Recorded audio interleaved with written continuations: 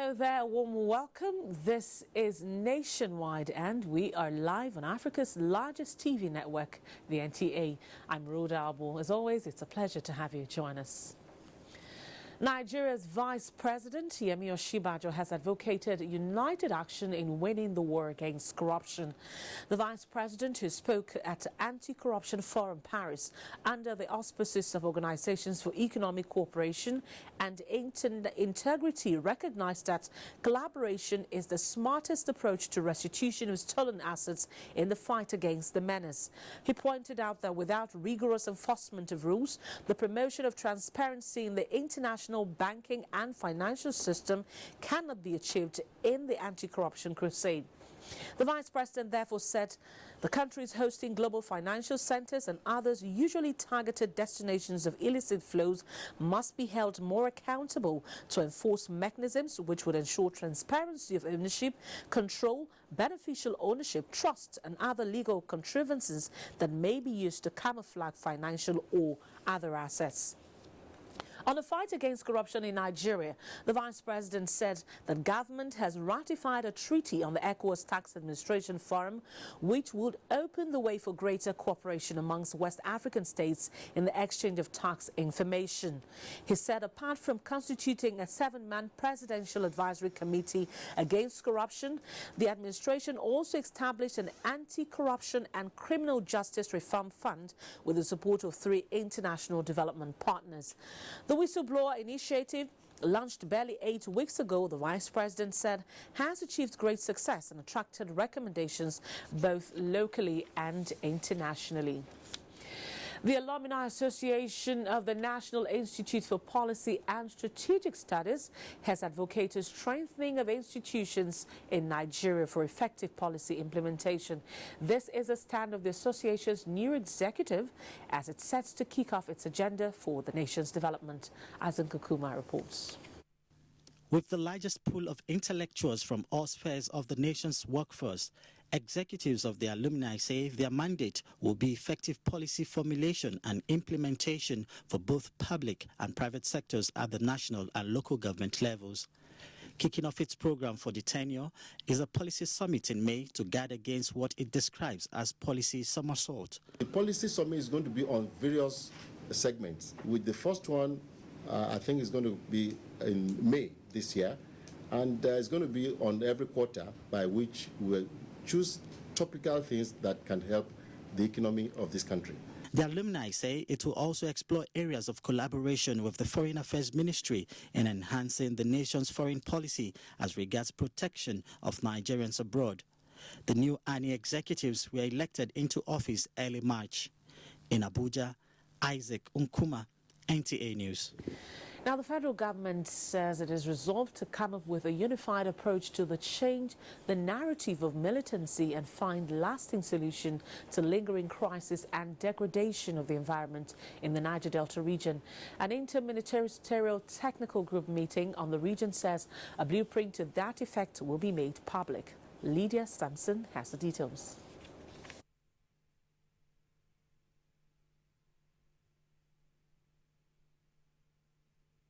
Under the auspices of PAN, Niger Delta Forum PANDEV gave a 16-point agenda to strengthen ongoing negotiations and restore peace to the region. The meeting gave birth to this interministerial technical committee. The question is, what is different about the recent engagements? What made the people skeptical of past dialogues? What is the guarantee that it will produce tangible results this time? This plan will be inclusive of peace, security, stability, and development. We are working it out jointly with PANDEV. That way it is regionally owned, it is collectively owned. We're also working it out in response with some of the feedbacks that we are giving to the Vice President during his tour. Coming up with a unified approach via a workable master plan, they say, will not only fast-track development, but also stop replication of projects, as well as provide a framework to hold agencies accountable. Participants are optimistic that this will not only help end militancy, but also restore hope to the people of the region. In Abuja, Lydia Sampson, NTA News. The Inter-Ministerial Committee on Food Safety has adopted the National Policy on Food Safety and Implementation Strategy towards addressing the challenges of food illnesses arising from unsafe food and rejection of Nigeria's farm produce by the international community. Rashidat Mustafa Olagunju reports that the document will be passed to the Federal Executive Council for due consideration and endorsement. Food safety, according to the Food and Agriculture Organization and World Health Organization, is simply the description of handling, packaging, preparing and storage of food in a way that prevents foodborne illnesses. Nigeria's food safety practices is, however, said to fall below recommended global standard, leading to low international patronage and avoidable food-related casualties. It is in view of this that the National Policy on Food Safety and Implementation Strategy is developed to enhance more than an effective national food safety system. That 1 in 10 persons fall ill due to foodborne organisms. In the African region, it is estimated that more than 91 million people fall ill and over 100,000 die yearly from foodborne diseases. We must ask questions about the health standards of what we eat and the effect on our lives and the effect on our economy and the effect on the rest of the world. With this adoption, Nigeria is believed to be on the path to integrated food safety system. A Nigerian product would be certified here in Nigeria and would be accepted globally. The Interministerial Committee include Ministries of Health, Agriculture, Science and Technology, Environment, Trade and Investment, and being assisted by UNIDO and other foreign partners to ensure that Nigeria eats safe food for their well-being and also export for economic development. Rashidat Mustafa Olagunju, NTA News. Meanwhile, Nigeria has continued to push for water use regulations with another meeting in Abuja tagged National Dialogue on Water Use and License Regulations 2016. The import of this, Minister of Water Resources Suleiman Adamu says, is key to achieving effective water governance in the country. Victor Azu has details. The water sector roadmap recently developed is gradually being implemented as the country strives to overcome constraints in terms of water availability, quantity and quality. The security of the water sector, its regulations and controls led to the approval of the Nigeria Integrated Water Resources Management Commission, whose mandate includes economic efficiency, social equity and sustainability of water usage in the country.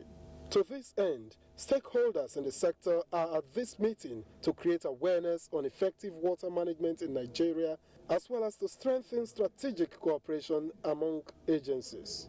Minister of Water Resources Suleiman Adamu, represented by Permanent Secretary, Ministry of Water Resources Rabi Jimeta, says the framework for coordinating water governance in the country is open to more contributions that will help the sector to thrive.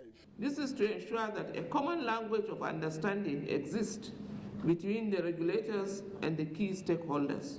Due consideration is given to the various potentially conflicting areas and other overlapping regulations associated with water governance in Nigeria.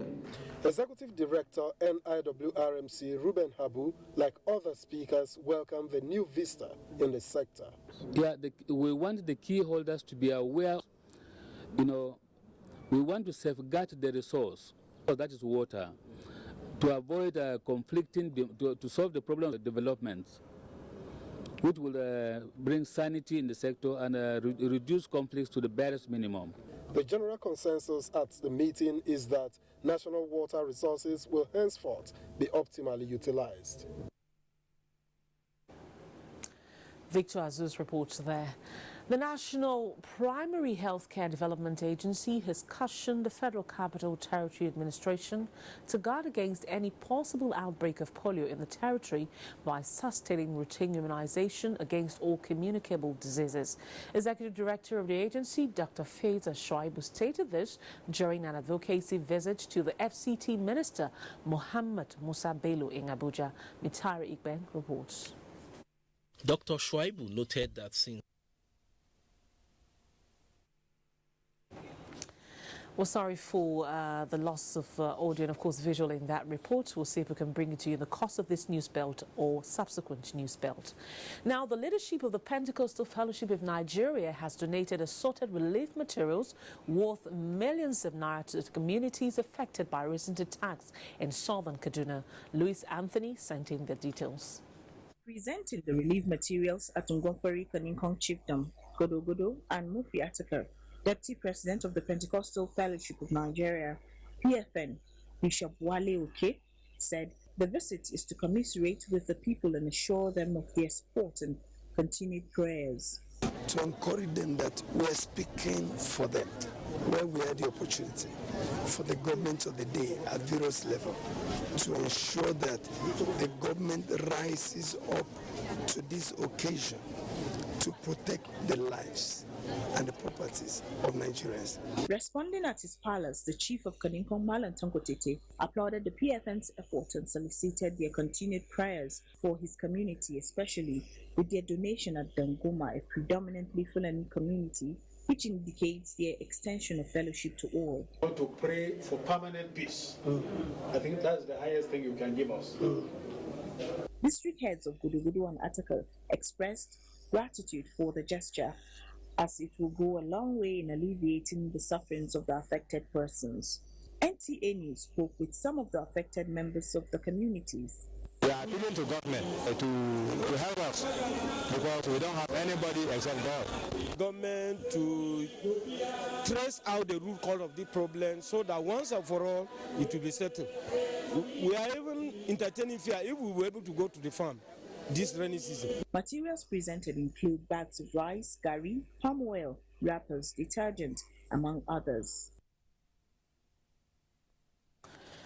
Our first port of call on Nationwide is Lagos, and we have Vera for us in Lagos, of course, to guide us with the happenings in that zone. Vera, good afternoon. It's good to see you. Thank you, Rhoda. Good to see you too, and welcome to Lagos. Equity, justice, patriotism, and selflessness have been identified as veritable tools for the successful restructuring of Nigeria's political terrain towards economic development. This was a submission of erudite scholars at the 37th Center for Values and Leadership Colloquium for Leaders Without Titles in Lagos. Becky Madujemo reports that the lecture was in honor of two leaders of thoughts, Professor Ben Wabweze and Chief Richard Akinjide. The restructuring of Nigeria's political landscape for rapid economic growth can be achieved if leaders place national interests above self. Speakers at this forum further advocate true federalism, with the center conceding more responsibilities, rights and privileges to regions and states. The measures you can put in place, number one is believe and have one definition for federalism. To live peaceably together, we must agree on the terms of living together. That is all the essence when we are calling for a national conference. Host Professor Pat Utomi decried injustices, marginalization, and inequitable distribution of the nation's resources as major challenges confronting Nigeria's economic stability. He speaks on the way forward. Nigeria is in a position to reap a huge demographic dividend, or in doing nothing, in continuing the way we are, to have anarchy, to have young people unemployed that will rise up and create problems. So if we want to do the needful, we should then sit down and talk and look at the kind of structure for the federation that will spur economic activity, that will lead to growth, and they will lead to development. Issues bordering on the effectiveness of the rule of law, youth engagement in politics, and compulsory education for youths were tackled by resource persons. A softer side to the lecture saw the celebrants cutting their birthday cake with presentation of awards to the octogenarians, Professor Ben Wabweze and Chief Richards Akinjide. In Lagos, Becky Madujemo, NTA News. Over 15 million Nigerians are said to be residing outside the country, where they are migrated to in search of greener pastures. They are, however, contributing to the development of their host nations. How these diaspora exploits could be harnessed for a meaningful economic development of the country was the thrust of a lecture delivered by the Senior Special Advisor to the President on Foreign Affairs and Diaspora Matters at Abuja in Lagos. Daniel Juku reports. Many Nigerians in the diaspora are making positive impact in their chosen fields of endeavor, thereby assisting in rewriting the story of Nigeria to the outside world. According to statistics, over $35 billion was remitted to Nigeria in 2016 by Nigerians living abroad. This brings to the fore the huge potential that exists among the diasporans, which could be properly harnessed through the right synergies. Mrs. Abike Dabiri Erewa disclosed that plans are rife towards instituting a diaspora commission that will be better equipped to handle the affairs of Nigerians in the diaspora. The bill is with the National Assembly. It's been passed by the House of Representatives. It's now on the floor of the Senate. So hopefully the Senate will concur with the House and pass the Diaspora Commission bill. If approved, the commission is expected to handle the numerous challenges of Nigerians living abroad. I talk about when we come back home, they don't integrate, there are bureaucratic bottlenecks, there are issues of doing businesses in Nigeria. You want to spend 2 weeks, whatever you came for, you cannot even process the document within 2 weeks. You need a one-stop agency. You need a body to deal with diaspora matters. 25 countries have full-fledged ministries for the diaspora. Having a commission will be for the progress and development of Nigeria.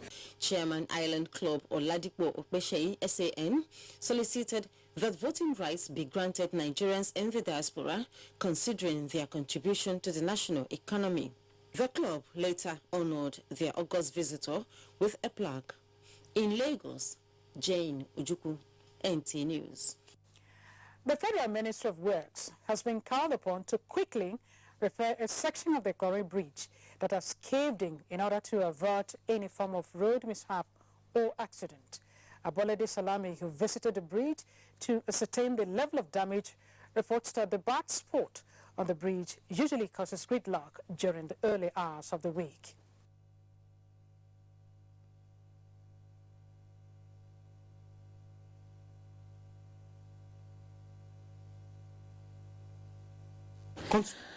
I'm afraid that's the much we can take from our Lagos Network Center, and of course we're sorry for the loss of audio and visuals in that report. Now moving on, in pursuit of local content initiative in the science and technology sector, the Minister of Science and Technology is set to showcase the best of research findings, innovations and invention by Nigerian universities, research institutes and specialized laboratories. Minister of Science and Technology, Dr. Ogbonnaya Onu, told Science Correspondent that the move is the first step towards developing new templates for technological growth in Nigeria. Nigeria is endowed with scientists and technologists in areas such as plenary and earth sciences, instrument technologies, laboratory and facilities, communications, computing and software development. The challenge lies in the lack of capacity to commercialize research findings, innovations and inventions to provide the desired solutions to human problems. Dr. Ogbonnaya says that now is the time to create enabling environment that can stimulate the interest of investors for the commercialization of indigenous technologies.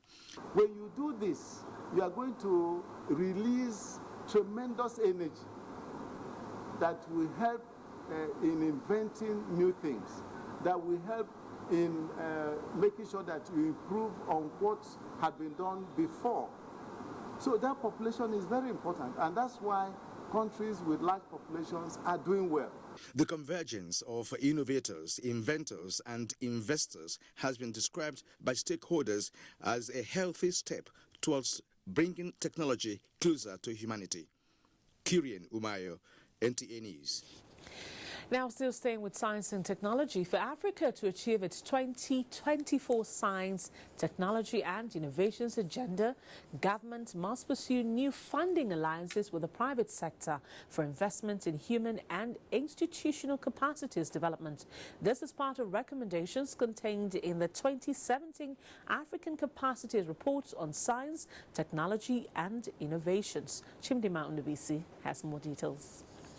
The Africa Capacity Report Foundation carried out a study on 44 African countries to ascertain the continent's science, technology and innovations capacity dimensions as it pursues a 10-year strategy that will drive socio-economic development. The findings show that there is deficiency in funding training, researches and equipping higher institutions with state-of-the-art facilities.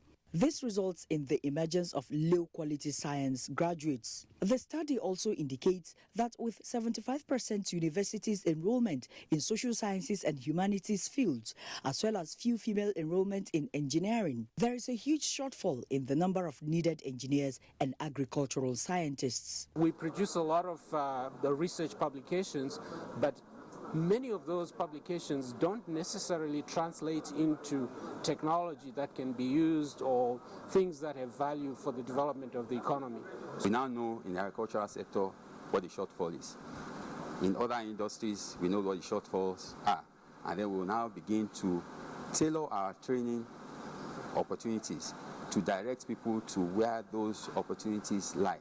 The report therefore urges governments to, as a matter of priority, commit more than a percentage of their gross domestic product to science, technology and innovations, as well as create enabling environment for science research institutions to thrive. In Abuja, Chimdema Ndubisi, NTA News. And now for more reports on Nationwide, we'll now go to Ibadan Network Center, and top on the lineup, Kwara State Government flags up dualization of roads in Ilorin. Kemi has got more details on this and other stories from that zone. Kemi, it's over to you. Thank you, Rhoda. Good afternoon and welcome to Ibadan. The Kwara State Governor Abdul Fatai Ahmed has flagged off the dualization of the road leading to the University of Ilorin Teaching Hospital to ease traffic congestion in the area. Abdul Hafiz Alaya reports that the road is one of ongoing infrastructure projects in the state.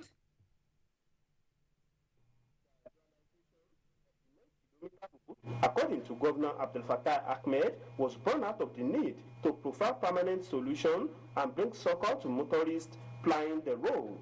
Despite being a federal road, the governor said the project is to be executed under the State Infrastructure Development Fund to boost commercial activities and uplift the people. In view of current economic challenges, it is only through prompt payment of taxes and rates that we can continue to provide people-focused infrastructure and programs on a timely basis.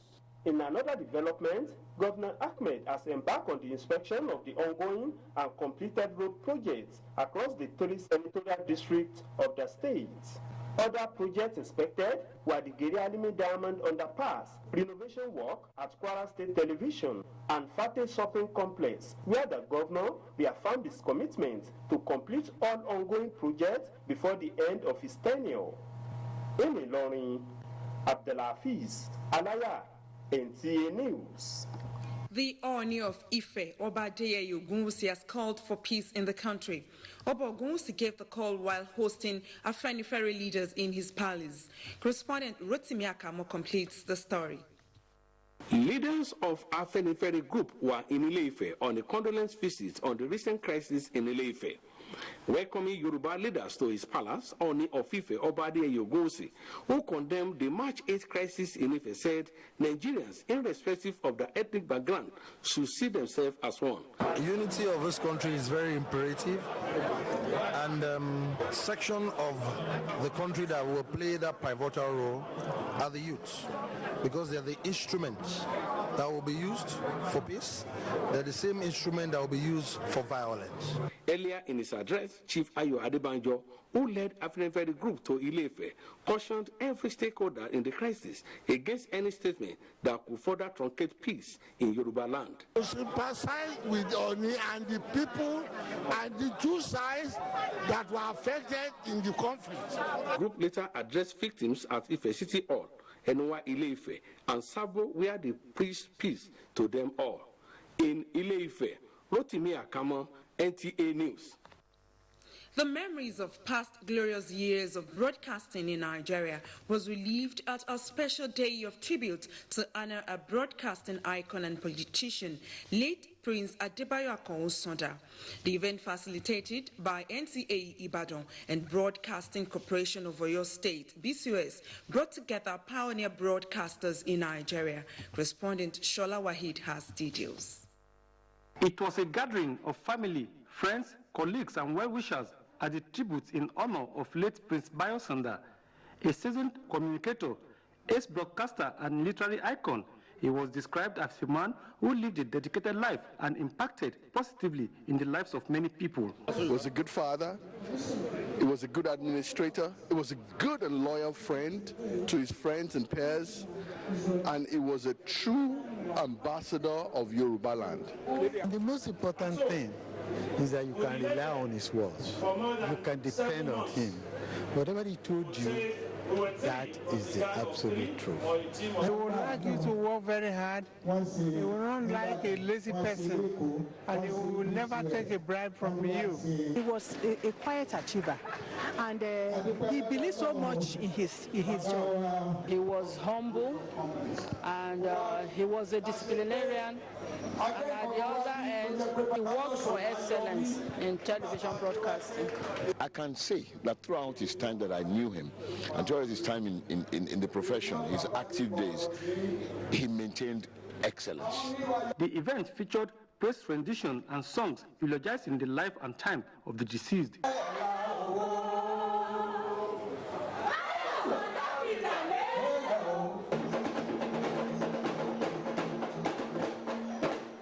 Prince Adebayo was born in 1937 and died on the 5th of February 2017 in Ibadan. Shola Wahid, NTA News.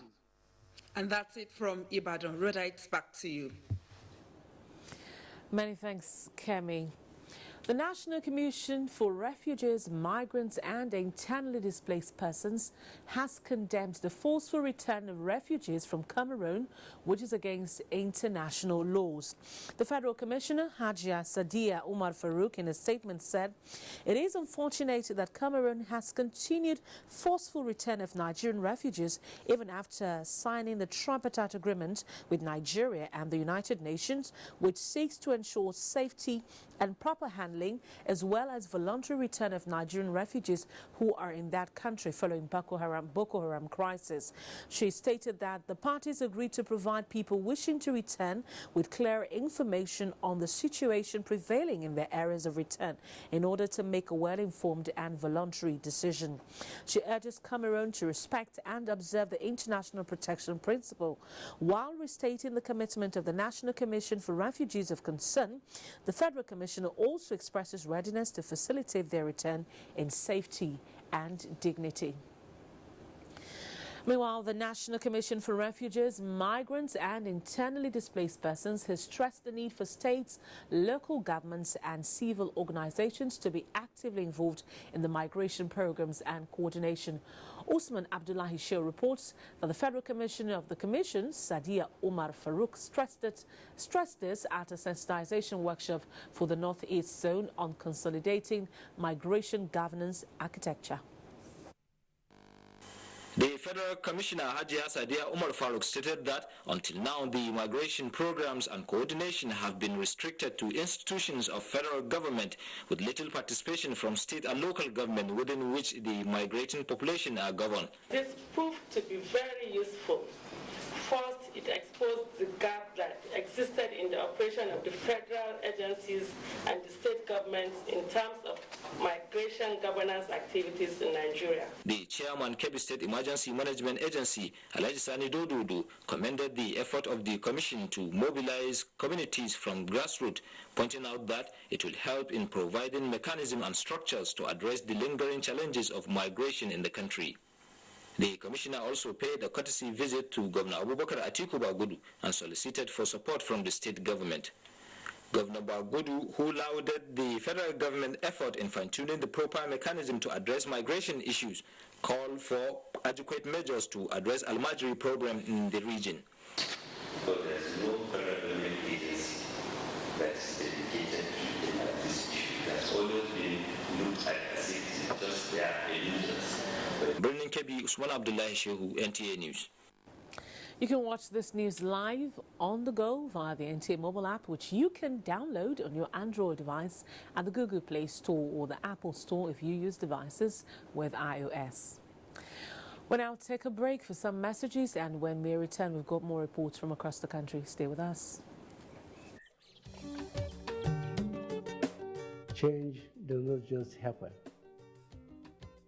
You and I and all of us must appreciate that we all have our part to play if we want to bring change about. We must change our lawless habits, our attitude to public office, and public trust. We must change our unruly behavior in schools, hospitals, marketplaces, motor parks, on the roads, in homes and offices. To bring about change, we must change ourselves by being law-abiding citizens.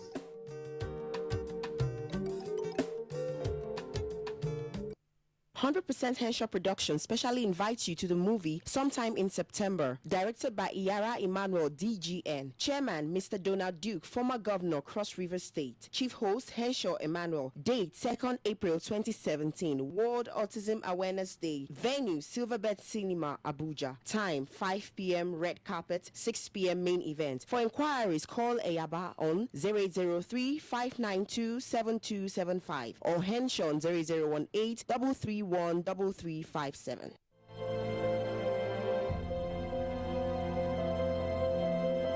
This is the brand new Imo Treasury House.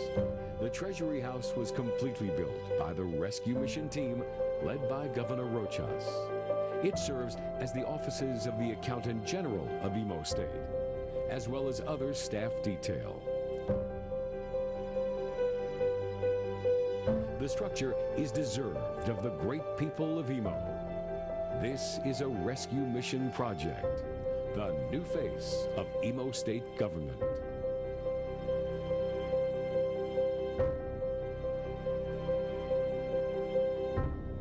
The Imo Rescue Mission.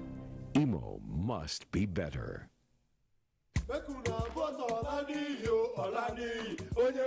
Vote for me, and I will turn night into day. Vote me, I will ban for more importation.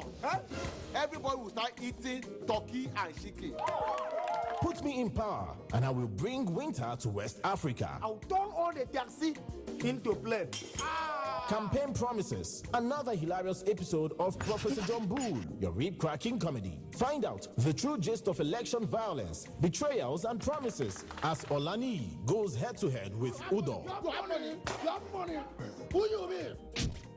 Showing at 8:30 p.m. every Tuesday and Friday on NTA Network International and Star Times. By the time I become the chairman, I will make you my special advisor. Why not go make me money advisor? What is wrong with you, my daughter? That is why people will look at politicians as thieves. Over and out. Brought to you by Glow. Welcome to the new speed. Do you crave class? Do you have taste? And do you care about comfort? If you do, then for your next event, a stay away from home, a business trip, or a holiday, visit Jade's Hotel at 24 Undola Crescent, Wuse Zone 5, Abuja. Check out our world-class services, exquisite suites, restaurant and bar, gymnasium, spa and grills, and our outdoor catering services and cuisines. At Jade's, it can only be better. For bookings and reservations, visit us today at 24 Undola Crescent, Wuse Zone 5, Abuja, or visit www.jadeshotels.com. Our email address is info@jadeshotels.com. You can also call us on 09291-9321 or 0810-909-7956. Jade's Hotels. Welcome to life. Coming up, we visit David Daniele.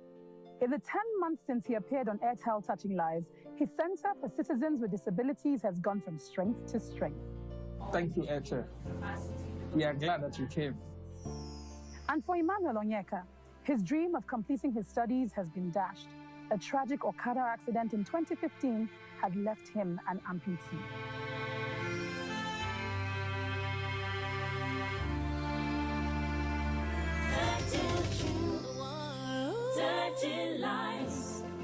For over 25 years, I have been privileged to anchor various programs on television.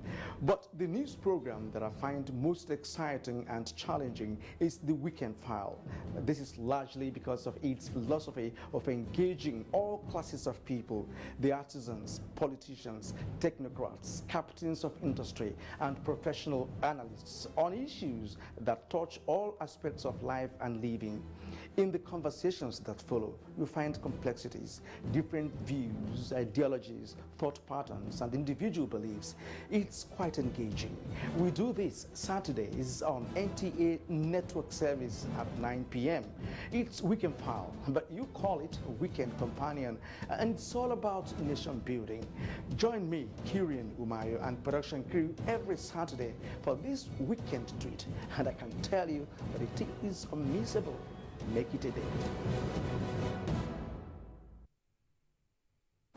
Welcome back. If you've just joined us, you're watching Nationwide on the NTA. Now let's go back to our Kaduna Network Center as leaders in Kaduna visit Governor El-Rufai to promote peace. Let's get more details now from Suleiman, who is in Kaduna for us, and of course more stories from that zone.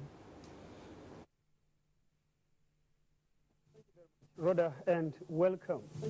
As part of efforts to overcome the current economic hardship being faced by Nigerians, the federal government is looking into the non-oil sector with a view to improving the economy. In line with this thinking, Tina Toro takes a look at the opportunities abound in the solid minerals sector. The fall in price of crude oil in the global market has forced the federal government to turn to solid minerals and agriculture towards revamping the economy. Government has secured approval, the ministry for the solid mineral fund from the Natural Resource Fund that can be used to help investors, even those that are not, that don't have the capacity, but they are serious, they can be supported. Some Nigerians have, however, taken the bull by the horn and delved into tiles and granite processing. We should be able now to translate policies into action. Kwara is a land blessed with abundant gold deposits, but the mines are left in the hands of locals who mine gold using crude implements. The issue of illegal mining, however, is a cause for concern, considering the huge revenue that is lost annually by the federal government, as Kwara is a hive for illegal miners. This is a full-scale illegal mining. I have looked at the records. This person or company does not appear in our records anywhere as possessing an exploration license or a mining lease. The solid minerals sector has the ability to create more than 1 million jobs and turn around the economic fortunes of the country. In Kaduna, Tina Toro, NTA News. The Minister of Labour and Employment, Dr. Chris Ngige, has called for synergy between the federal government and states to tackle the menace of unemployment and underemployment crisis in the country. The minister stated this shortly after visiting some key agencies under the ministry in Kano State. Madaki Aliu has the details. The minister, who was in the state to grace the graduation of automobile mechanics, visited the National Directorate of Employment, NDE, the Industrial Training Fund, ITF, and the Nigerian Social Insurance Trust Fund. At the ITF, the minister was taken around to see notable workshops, such as the auto demonstration, electrical as well as workshop for fabricating tools, while stressing the need to work holistically with other agencies to create jobs. He expressed the desire of the ministry to diversify into agriculture and mining, more so that unemployment has risen from 15 to 18%. We pointed out the flaws and areas of loopholes, and they have to take correction. We want them to engage more in empowerment. At the Nigerian Social Insurance Trust Fund Regional Office, the Minister of Labour charged staff to market the Insurance Trust Fund as it has a larger market compared to their contemporaries. To this end, he enjoined them to forward reports of their activities to his office to enable him monitor their progress. That was not all. The minister also took time off to see the 840 million naira ultra-modern skill acquisition center being constructed by the Ganduje administration for different trades in the state. In Kano, Madakali, NTA News. Minister of State, Budget and Planning Zainab Shamsuna Ahmed has encouraged individuals, small and medium enterprises in the country to embrace agriculture as a business to improve the socio-economic well-being of the people. The minister gave the advice on a working visit to Jigawa State. Salisu Aminu reports. In Jigawa State, the minister inspected rice mills processing companies in Hadejia. The minister, Hajia Zainab Shamsuna Ahmad, advised farmers to join hand with rice processing mills to boost rice production. She expressed hope that with a collaborative effort between government and relevant stakeholders, the country will be self-sufficient in rice. The minister described Jigawa as one of the leading states in rice farming. We have a large stock of rice that they said they are finding difficult to sell, and they're speculating that it might be due to importation of smuggling of rice through the borders into the country. Spokesperson of the rice processing companies in Hadejia, Malaria, called on government to provide them with enabling environment and support to compete with their foreign counterpart. He reaffirmed their commitment to support the federal government's diversification drive through agriculture. Salis Aminu, NTA News. And with that report, is back to you, Rhoda, for more on the Nationwide. Good afternoon. Thank you. The Minister, the role of the media in the development of language and humanity took center stage as broadcasters and administrators gathered to celebrate the 60th anniversary of BBC Hausa service. Suleiman Ibrahim Ahmed reports that they also reviewed its role in entrenching democracy and good governance in Nigeria. Speakers at the public lecture extolled the revolutionary contributions of the station in shaping opinions among the grassroots people of Nigeria and setting agenda for the political class. The Speaker, House of Representatives Yakubu Dogara, and the Governor of Kano State, Abdullahi Umar Ganduje, spoke on how BBC Hausa service has become an integral part of lives of Hausa speakers in Nigeria, Niger Republic, Ghana, Cameroon, and even outside the continent. The depth of the Hausa language has been cultivated by far by the BBC Hausa service than any other modern platform. Indeed, it provides a lifeline for poor rural communities that are not reached by other media. Director General, NTA Yakubu Ibn Muhammad, represented by the Director of News, Aliyu Bababarau, were full of praises for the role of the BBC Hausa service in the life of the Nigerian nation. BBC has developed a culture of viewership today. Papers on the role of media in the development of language were presented by Professor Abdullah Uba Ado of the Department of Mass Communication, National Open University, and Professor Umar Pate, Dean, Faculty of Communication, Bayero University, Kano. In Abuja, Suleiman Ibrahim Ahmed, NTA News. Muslims have been admonished to complement government's efforts by reaching out to the less privileged in the society. This forms the central message of the Jumu'ah sermon delivered by Imam Muhammad Rabin Suleiman at Shehu Shagari Area 1 Mosque, Abuja. Musa Abubakar reports that the cleric urged Muslims to have their brothers keeper by extending help to internally displaced persons in that society. Wait a minute.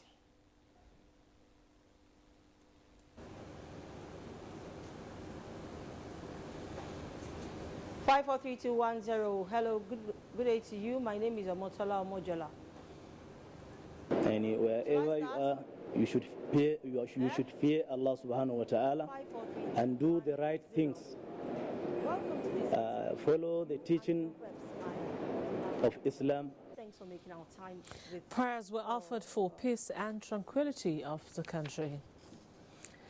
And Benin is our next and final port of call on Nationwide today, and we have Obey there for us to update us on reports from that. So, Obey, it's over to you. With the Independent National Electoral Commission's timetable out for the 2019 general elections, Benin. By the end of this year, all issues pertaining to the payment of arrears of pensioners in Edo State will have been resolved. This is because the state government has put measures in place to this effect. Governor Godwin Obaseki gave this assurance when the executive of the Nigerian Union of Pensioners, Edo State chapter, paid him a courtesy visit in his office. Good luck, Enaine reports. Governor Obaseki, who attributed the challenges surrounding the payment of pensioners to improper planning, said one of the reasons his administration insisted on commencing the state's contributory pension scheme is to address pensionable-related issues, which has caused the pensioners series of hardship. Governor Obaseki, who described as unfortunate the inability of local government councils to pay the pensioners in spite of various bailouts received, explained that the state government introduced the electronic revenue system in order to ensure accountability. To assure you that I am on your side. I understand the pain, I understand the challenges, and I understand the consequences. The chairman of the union, Comrade Pulin Norua, while commending the governor for the prompt payment of their pension, highlighted some of the union's pending challenges, to include harmonization of pensions for all pensioners, deductions of 1% pension dues from their salaries, and gratuity for workers retired in 2012. Edo State chapter of Nigerian Union of Pensioners is the only state chapter in the country receiving less than 1% as union due. The pensioners also want to be included in the Bureau of Pensions so as to protect the interests of members. In Benin, I am Good Luck Enaine. Meanwhile, Edo State government is taking delivery of 2.6 million bed nets under a strong partnership arrangement with Global Fund as part of the elimination program and management of malaria in the country. That was the outcome of the visit by the Catholic Relief Services Nigeria and Governor Godwin Obaseki at the Government House. Again, Good Luck Enaine reports. He expressed delight with the group, especially now that the state government is putting in place a productive economy to engage between 100,000 to 200,000 people in the next 2 years. The governor constituted a 4-man high-powered committee headed by the deputy governor, Philip Shaibu, to interface and work with the group. Work with you to prepare, to put us in a state of readiness for this campaign. At some point, we'll include our media team. The country representative, Catholic Relief Services Nigeria, Rebecca Bassi, said the program will be targeting mass campaign this year in 6 states of the Federation, distributing up to 16 million long-lasting insecticide bed nets to a target population of 27 million people. And it will be working in 6 states across the country. The initiative is the contributions of Global Fund towards the elimination of malaria in the country. In Benin, I am Good Luck Enaine, NTA News. Potential JAMB candidates have decried the slow pace of registration for the Unified Tertiary Matriculation. Some were in NTA Asaba to register their protest on what they described as ill and preferential treatment from the JAMB office. Kirsten Peters reports. Students complained that JAMB officials have refused to attend to them nor register their cases for the examination in which the form was bought.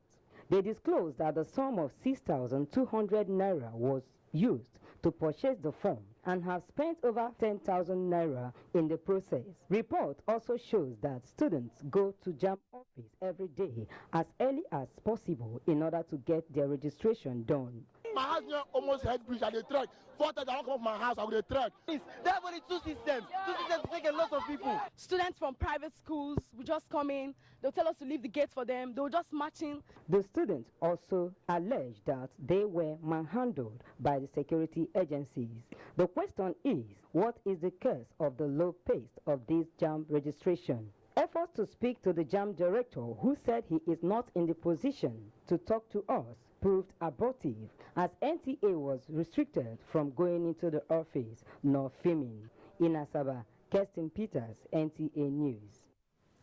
And that's our beat from Benin. Rhoda, it's over to you now for the rest of Nationwide News. Many thanks, Agatha.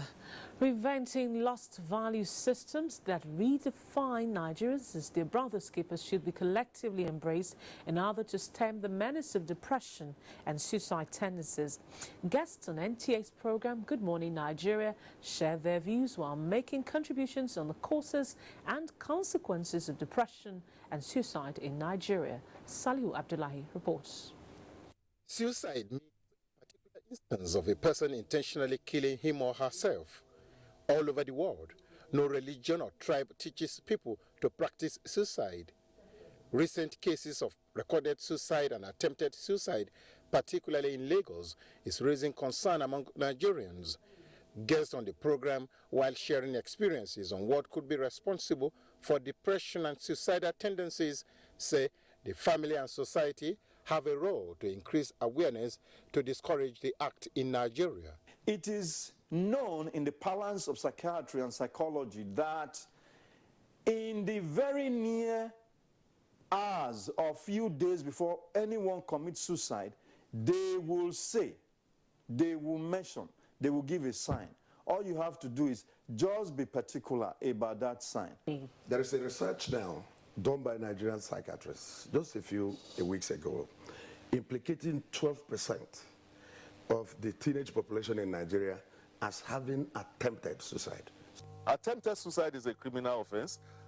It's a misdemeanor though. But in the course of wanting to prosecute some of these people, you will now hear them to say, I don't want to die again. In fact, God forbid. In addition, making social services more effective is one sure way to curtailing the menace of depression and suicide. And we also need to enlightenment about the various actors, from the family to religious institutions to government, about factors and services that are required to both prevent and then, of course, to mitigate cases of depression and suicidal tendencies. They want stakeholders to increase surveillance and commitment in adding value to critical infrastructure like the rehabilitation centers. In Abuja, Salihu Abdullahi, NTA News. And in global tidbits, Israel approved establishment of its first new Jewish settlement in occupied West Bank, and European Union outlines strategy for Brexit negotiations. These among global tidbits with Ogechi Paul. South Africa's President Jacob Zuma has sacked his finance minister, Mr. Pravin Gordhan, in a major cabinet reshuffle.